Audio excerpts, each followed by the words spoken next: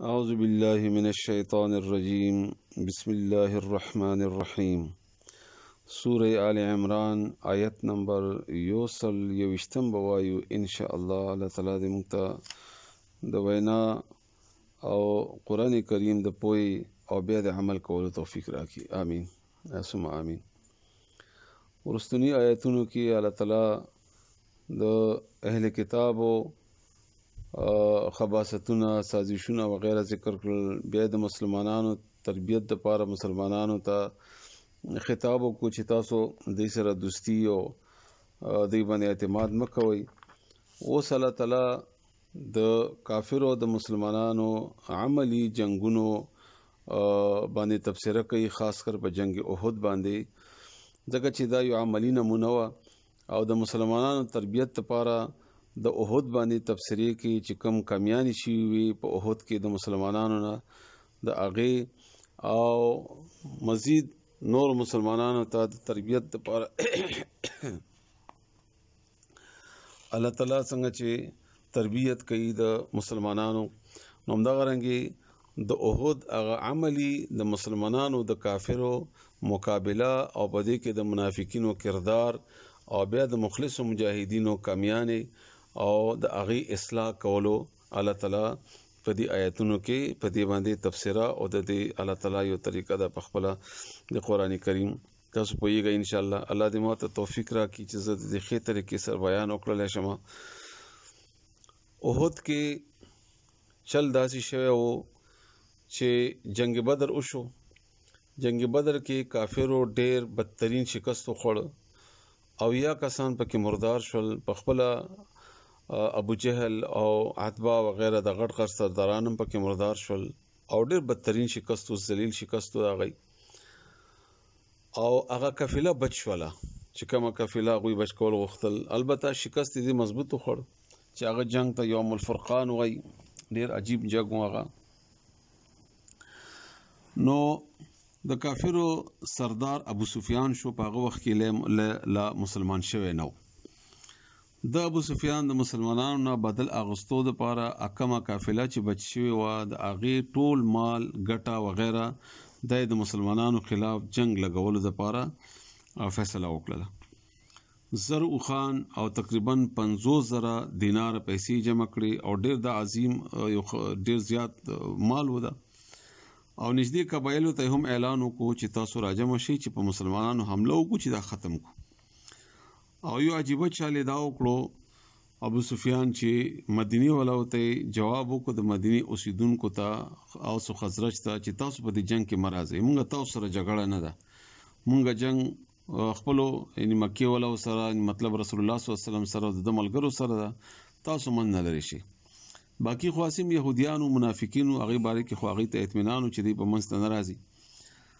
بهر حال یو مضبوط فوج تیار کو 3000 کسانو تقریبا او زرع خان ور سره او خمال او دولت او بهترین اسلحه سره په مدینه حمله وکړه رسول الله صلی الله علیه و سلم زمونږ په شان دي سره بیانون کې خو نو اخو عملی طور باندې مجاهد او سپه سالارو په دې حالاتو باندې پویدو په هر خبره باندې نو هغه هم تیاری او کو د جنگ او مدینه ول خلک راجم وکړل مشوره وکړه چې څه کوو جنگ بهر وضو کوو او که مدینه کې دن پاتې کیږو او کو بهر حال رسول الله صلی الله علیه وسلم ته او کسانو چې کم د بدر نه پاتې شوی او مجاهدینو هغه ډېر په شدت سره دا مشوره کوله چې بهر وضو جنگ کوو په میدان کې جنگ کوو او خو ټیک ټاک مقابله کوو د کافرو سره رسول الله صلی الله علیه وسلم کور ته ننوت او زغره واچوله د جنگ تیاری وکړو او راووتو هغه مسلمانانو چې د جنگ بهر وتلو فیصله رائے ورکړی و هغه پوښول چې رسول الله صلی الله علیه وسلم زموږ په فیصله باندې خپه ده نو رسول الله صلی الله علیه وسلم ته عرض وکړ چې یا رسول الله کته دا خو خوي چې نوزو بهر دننه مقابله کوو دفاع کوو د مدینه نو بس نوزو خیر دی رسول الله صلی الله علیه وسلم ورته فرمایل چې یو واری یو نبی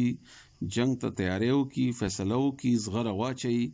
بیا غنه واپس کیږي هغه ته دا مناسبه نه ده چې بیا واپس شي دینه دا مطلب هم دی چې کله یو سړی د یو نیکی اراده او فیصله وکي په کار د چا بیا سر ته ورسي او دا غنه بیا نیمه لارې کې واپس کېدل دا به جایز نه دي. کوم چې دلته منافقینو مدینه کې د غي مشر عبد الله ابن ابي هغه هم دا رائے وا چې مدینه کې دنه پاتې کیږو او جنگ کوو. دغه ته یو بهانه ملاو شو چې موږ یې ونه منله. بهر رسول الله صلی الله علیه وسلم د زرو کسانو مجاهدینو سره بهر اوته د مدینې نه چې کله مخامخ شول د مدینې نه اوتل ښکار شول کافرو ته اخوانه کافر ښکار شول په وحد کې ولاړو جنگ تیارې کو. نو عبد الله ابن ابي د کافرو ته د خودنې د پاره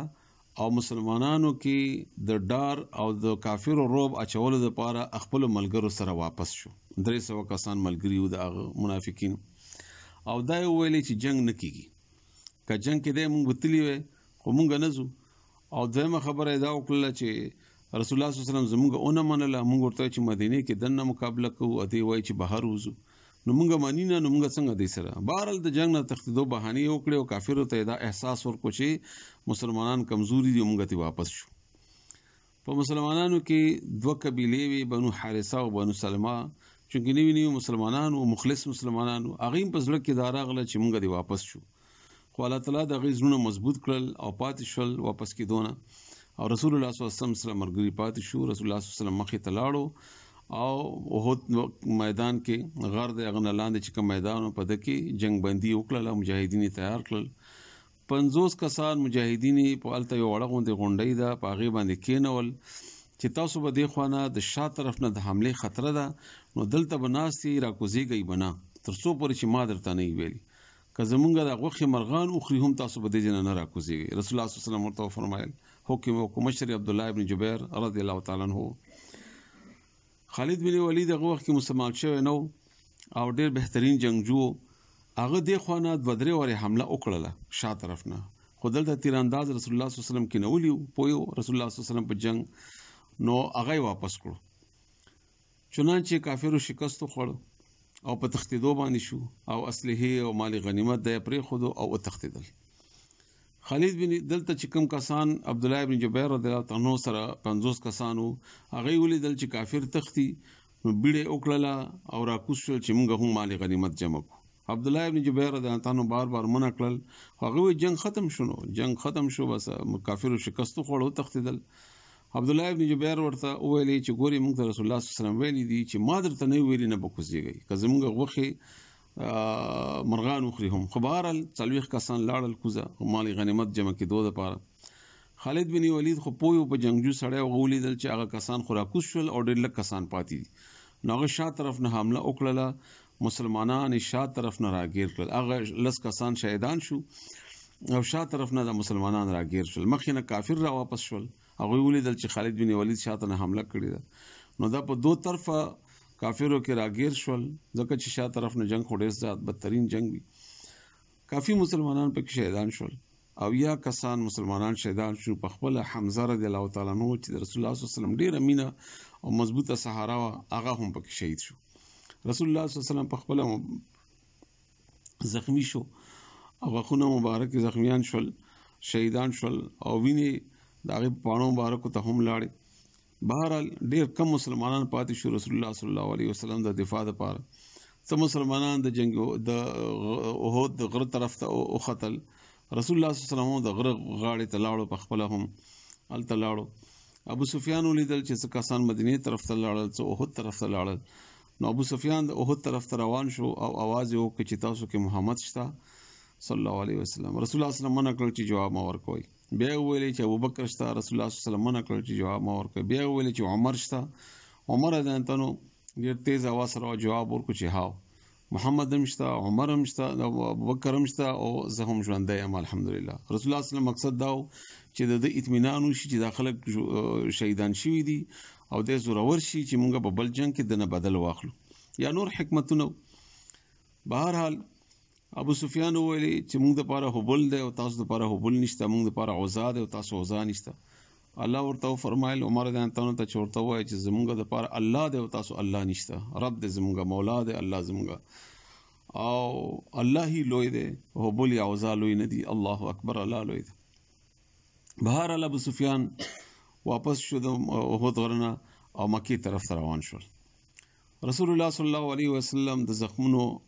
او د اویا مجاهدینو د شهیدانو او د زخمیانو مدینه باندې انتهایی بد حالت د تکلیف راغی. هر کور کې تقریبا شهید و، ځکه چې وړه غوندې بستی و، اویا کسان د وړه خبره نه ده، او بیا زخمیان، بیا رسول الله صلی الله علیه وسلم په خپل زخمی و. نو ډیر زیات تکلیف دی حالت و. ابو سفیان چې کله د هغه نه لاړو احد نه واپس مکې طرف ته، نو زړه کې او څه ملګرو ورته وویل چې موږ څه وکړل، موږ خو هېڅ ګټه ونه کړل سوا د دې نه چې یو څو کسان مړه کړل. نو موږ په کار چې مدینې باندې چړای کړې وای او یا په احد غره باندې ختلی وای، نو موږ خو واپس شو، موږ غلطي وکړله.